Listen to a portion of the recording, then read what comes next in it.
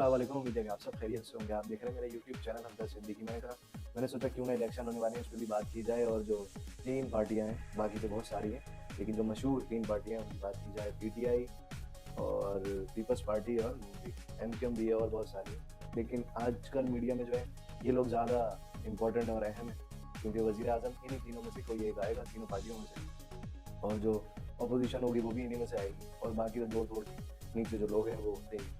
तो क्यों ना मैंने सोचा कि इस पे बात की जाए। और जैसे कि एक पीटीआई की तरफ से पेशावर में ये कहा गया कि इनको जो है इस चीज़ पे इलेक्शन करवाने की जो है थोड़ी-सी उन्हें तकलीफ़ और मसला हो रहा है, और उन्होंने सोचा कि क्यों ना इस चीज़ को जो है पेशावर हाई कोर्ट लेके जाया जाए। लेकिन उन्होंने कह दिया कि सुप्रीम कोर्ट ने कह दिया हमें कि भाई हम इस पे जो है कोई भी ऐसी चीज़ नहीं कर सकते कि हम इस पे कोई कदम या कोई चीज़ करें। सुप्रीम कोर्ट का जो फैसला है वो 8 फरवरी को इलेक्शन का है। अच्छा, दूसरी तरफ अगर हम नवाज़ शरीफ को देखें तो उन्होंने कहा कि ये 2 दिन के वज़ीर-ए-आज़म थे, इन्होंने ऐसी तैसी कर दी मुल्क की। मैं ये सब आपको इसलिए बता रहा हूँ कि ये चल रहा है। जरदारी ने और बिलावल ने कहा कि अगर हमारी हुकूमत आई तो हम सबको साथ लेके चलेंगे। और बलूचिस्तान में जरदारी साहब ने एक जो है बयान भी दिया है, उसमें भी यही बात की है।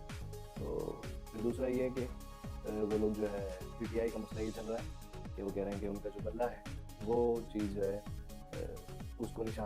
उसका जो निशान है उसको शायद हटाया जा रहा है, उनका ये इल्ज़ाम है। और अगर ऐसा हुआ तो वो हाई कोर्ट जाएंगे, सुप्रीम कोर्ट जाएंगे। तो जो वकील है उनको चेयरमैन बने, नाम मुझे याद नहीं आ रहा उनका।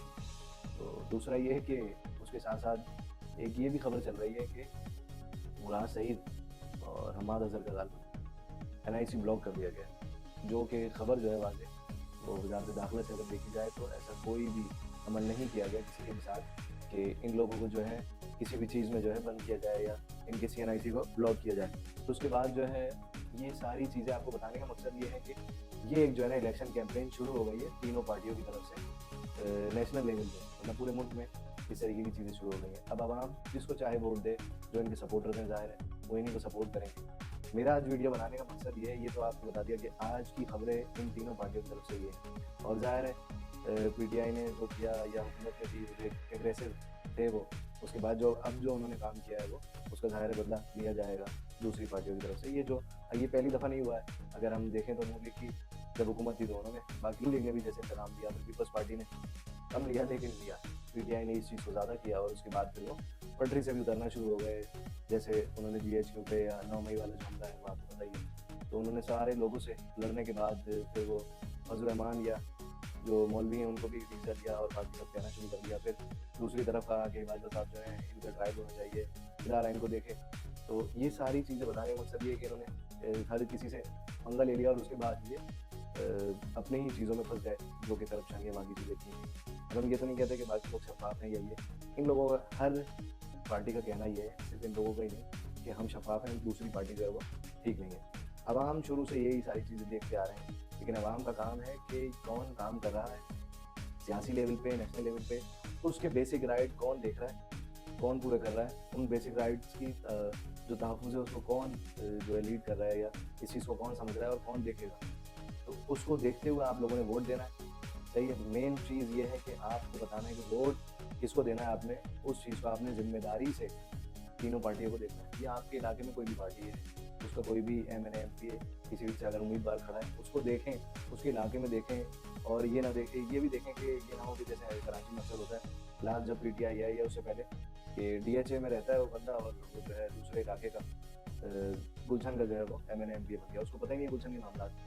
तो ऐसे ही जैसे गुलशन मेहमान का गालबन आता है कि वो बंदा जो है एमएलए जो बना था वो रहता है डीएचए में, और वो उसका जो बाकी हल्का है वो उससे गुलशन मेहमान या दूसरी तरफ था। तो बताने मकसद ये ऐसी और सारे सूबे और शहर में भी होता होगा। तो आवाम ने जो है ना जब वोट देने जाना है उससे पहले उस उम्मीदवार की तस्दीक करनी है और देखना है कि यार ये इसकी इंक्वायरी जस्ट लाइक करें, आप उसकी इंक्वायरी करें, देखें, पूछें उसकी तालीम क्या है, उसका बैकग्राउंड क्या है, उसकी सियासी बसीरत क्या है, लोगों में वो मिला जुला है, क्या आपने उसको उससे पहले कभी देखा है, या फिर वो इलेक्शन कैंपेन करने आया उसके बाद वो वहाँ पे दिखाने। तो ये चीज़ है ना आपने देखनी है, और उसके बाद आपने जो है वोट देना है। अब आप जिस मर्जी चाहे वोट जिसको भी दें, लेकिन ये चीज़ को लाजमी देखें, क्योंकि इसकी वजह यह है कि इसी के ऊपर जो है आपकी बेसिक राइट है। देखिए, मैंने आर्टिकल भी एक लिखा था, आर्टिकल तो नहीं, पोस्ट लिखी थी, उसमें मैंने ये वाज़ेह किया कि ये लोग आते हैं, आपके ऊपर बैठ जाते हैं, मतलब असेंबलियों में और दीगर जगहों पे। फिर आप इनसे कहते हैं कि हमें जो है नौकरी दी जाए या फिर हमारी जो घर की जो वो स्कीम्स होती हैं वो दी जाए, तो फिर ये कहते हैं कि अरे हमने तो ऐसा कुछ कहा ही नहीं आपको। तो ये चीज़ जो है ना, इस चीज़ को बड़ा गौर से देखना चाहिए। हमने पहले ये गलतियाँ की हैं, अब नहीं हो। हम किसी की बिरयानी, किसी के इल्ज़ाम या दीगर चीज़ों में नहीं आएंगे। इलेक्शन कैंपेन कहने बेसिकली कि हम किसी की इलेक्शन कैंपेन में नहीं आएंगे। उनका राइट है वो अपनी इलेक्शन कैंपेन करें। आपका राइट है कि आप जो है ना, जब भी वोट दें, जिसको भी दें, उस आपको आप जब जिसको वोट देंगे, आपके हल्के से जो खड़ा है उसकी तस्दीक करें। इसको लाजमी वीडियो को जो है ना शेयर करें कि लोगों तक पहुंच जाए और इस बात को जो है मज़ीद आगे फैलाया जाए। शुक्रिया।